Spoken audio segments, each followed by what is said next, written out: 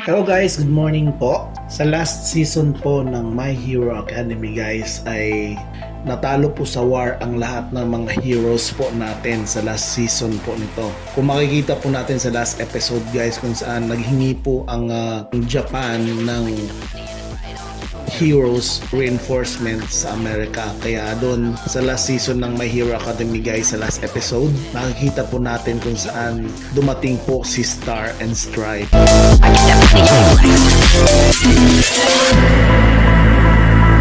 So sa pagpapatuloy po natin guys dito sa chapter 329 kung saan dumating po si Star and Stripe. And sa first scene po ng episode na ito guys kung saan makikita po natin yun nga nakatakas na po si All for One guys. Kasi sa last season ng My Hero Academy guys is tumakas si All for One kasama si Shigaraki at yung mga kasama niya, yung mga high level na mga Nomus yun. Kaya kung makikita po natin dito na nakaupo po si All for One, yung nasa likod niya yun yung mga Nomus guys, yung mga high rank Nomus. Yun nga guys, nalaman ni All for One guys na naghihingi ang Japan ng reinforcement heroes sa Amerika, kaya agad naman itong pinadala ni All for One si Shigaraki doon kay Star and Stripe. Samantala naman guys, itong grupo naman ng mga villain, League of Villain guys kasama si All for One ay nagpulong-pulong sila kung paano nila tumbahin ang Hero Association. Kung makikita po natin, ito, nagpupulong-pulong sila sa next move na gagawin nila para paano tumbahin ang Hero Association. Then yun nga guys, gusto nilang unahan na tumbahin itong si Star and Stripe kasi isang malaking hindrance ito sa kanilang mga plano. Dahil pag hindi nila ito natumba si Star and Stripe at maging intervene ito sa kanila, malaking trouble ito guys sa plano ng League of Villain.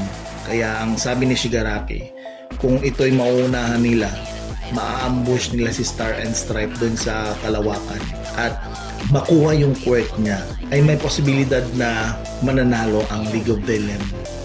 At dito din guys, makikita natin, pinuro ni All for One itong si Spinner dahil gusto ni All for One guys na gagawin siyang parang isang leader sa isang grupo, na gusto ni All for One at tutulungan niya si Shigaraki tumura sa laban. At yun nga, ang lahat ng mga League of Villain ay nagkawatak-watak, nagkahiwalay-hiwalay sila para madali nilang ma-thread at makonquer ang kanilang mga plano. Dahil naniniwala sa All for One guys na malaki ang pag-asa nila na mapuksa at matatalo nila ang Heroes Association. So sa kabilang scene naman guys, makikita po natin na kung saan nagbabiyahe po itong si Best Genies at si Hawks. Kasama po itong si Endeavor.